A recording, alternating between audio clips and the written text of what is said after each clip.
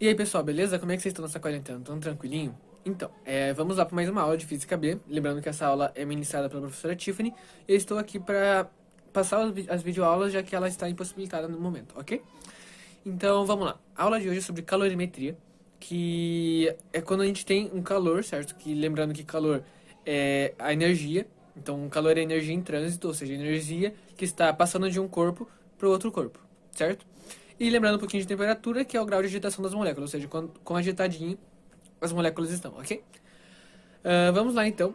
A primeira coisa que a gente tem que saber é a capacidade térmica de um objeto, que é basicamente quanto de calor aquele objeto ele consegue receber e quanta temperatura ele vai variar conforme ele recebe essa energia, ok? Como assim, professor? Por exemplo, a gente pode dar a mesma quantidade de calor, ou seja, a mesma quantidade de energia, para dois objetos diferentes e os dois vão estar em temperaturas diferentes. Normalmente, os metais eles armazenam mais energia mais facilmente e também perdem energia mais facilmente. Então, a capacidade térmica, além de você receber energia mais facilmente, você também perde energia mais facilmente. E não metais, geralmente, ou seja, nem sempre, mas normalmente acontece isso. Eles são mais difíceis de você aumentar a temperatura dele, mas também é mais difícil você diminuir a temperatura dele, ok? Então, essa é a ideia da capacidade térmica, que é quanto de energia aquele objeto consegue armazenar e qual vai ser a variação de temperatura desse objeto em relação a isso, ok? Então, a gente tem que a relação entre isso é que a capacidade térmica é igual à quantidade de calor divididos pela temperatura, a variação da temperatura, ou seja, quanto que a temperatura variou e qual que é a energia que foi dada para esse sistema, ok? Dito isso, a gente tem a capacidade térmica. Capacidade térmica não. O calor específico, desculpa. Capacidade térmica a gente estava falando agora. A gente tem um calor específico que também depende de cada material. Então, cada material vai ter um calor específico diferente do outro, certo? E, basicamente, essa quantidade de calor que esse calor específico desse material, ele depende muito do material e ele diz relação com a massa do objeto, ou seja, quanto mais massa o objeto tem, mais calor ele consegue armazenar, certo? Então, mais energia ele consegue transmitir de um lugar para o outro.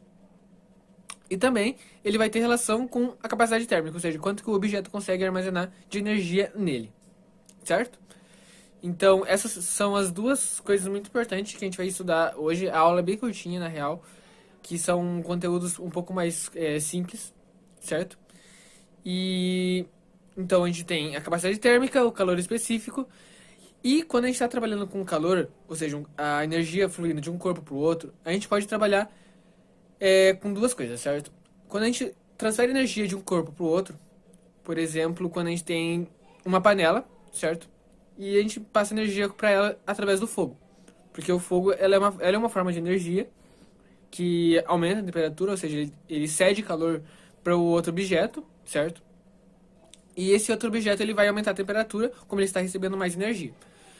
Porém, pode acontecer duas coisas quando um corpo recebe energia. A primeira coisa é aumentar a temperatura dele, certo? Então, como vocês sabem, quando a gente esquenta a água, ela começa a aumentar a temperatura, aumentar, e chega num certo ponto onde ela muda de estado. Então, a água que está em estado líquido, ela passa a estar no estado gasoso. Então, a gente tem dois calores diferentes, que é o calor sensível, que é quando a gente aumenta só a temperatura, ou seja, não muda o estado da matéria, não muda para gasoso, não muda para líquido, sólido, enfim. E tem esse é o calor sensível, que é quando só aumenta a temperatura, e o calor latente, que é quando aumenta também, quando muda o estado da matéria, certo? De maneira simples, de maneira simplificada no caso, a gente aumenta a temperatura de um objeto até ele chegar num certo limite, como por exemplo da água, quando a gente chega em mais ou menos 100 graus Celsius, depende um pouco da pressão, que é onde a gente está no planeta, enfim, tem alguns outros fatores, mas geralmente a temperatura que a água passa do estado sólido, desculpa, passa do estado líquido para o estado gasoso em mais ou menos 100 graus Celsius, certo?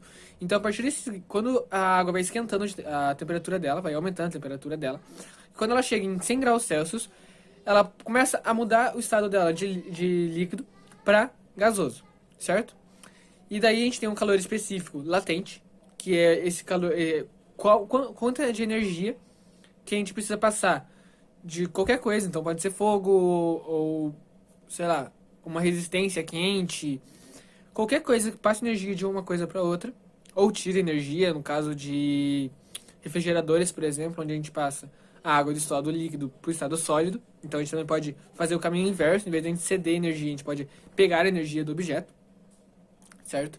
E quando a gente pega essa energia do objeto, ele vai passar normalmente para o estado sólido, ou seja, ou se ele está em estado gasoso, ele vai passar para o estado líquido, depois para o sólido e assim por diante, dependendo do que você estiver trabalhando, certo? Então a gente vai ter esses dois calores específicos, que é quanto de qual é a energia que você tem que dar para aquela partícula ela aumentar 1 grau, certo? Então 1 grau Celsius, ou 1 grau Fahrenheit, ou 1 Kelvin. Lembrando que Kelvin é uma escala absoluta, então não tem graus, ok?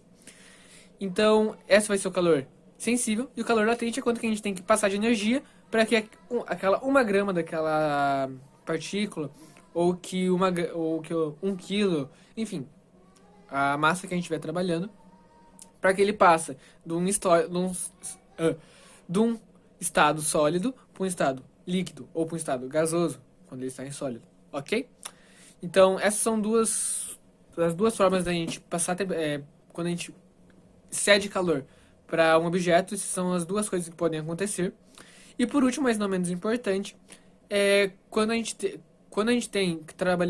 está trabalhando com alguma coisa, a energia que a gente cede pro corpo e a energia que a gente recebe naquele corpo é zero. Como assim? Por exemplo, quando a gente está trabalhando com uma panela. Nossa, panela, eu já falei muitas vezes a panela, na real. Vamos pensar em alguma outra coisa. Por exemplo, quando a gente pega alguma coisa muito gelada, ok? E mistura com uma temperatura ambiente. Então, seja lá nos 20 graus, aqui em Curitiba mais ou menos uns 10, dependendo da época do ano, tipo agora. Então, a gente pega alguma coisa que está no estado sólido, ou seja, está abaixo de 0 graus. Então, você pode pegar alguma coisa, por exemplo, em menos 5 graus, ok? E a gente coloca isso submerso em alguma coisa que está a 10 graus, 20 graus, enfim, a temperatura que você imaginar. Então, os dois estão com temperatura diferente, certo? Ou seja, a energia que cada um deles obtém não, que eles armazenam em seus corpos são diferentes. Um está com uma energia muito baixa, que é o caso da água em sólido, e a outra está com uma energia muito alta não, mas está mais alta que a outra, já que ele está em estado líquido, ok?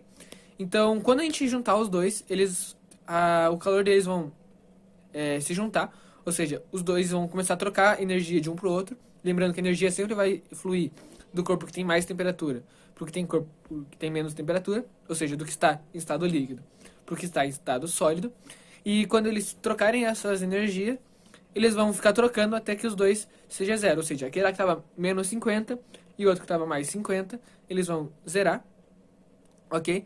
E eles vão ficar na mesma temperatura os dois, ou seja, os dois vão entrar num equilíbrio térmico, ok? Então essa é a aula de hoje sobre calorimetria, que é quando a gente passa a energia de um corpo para o outro. Valeu?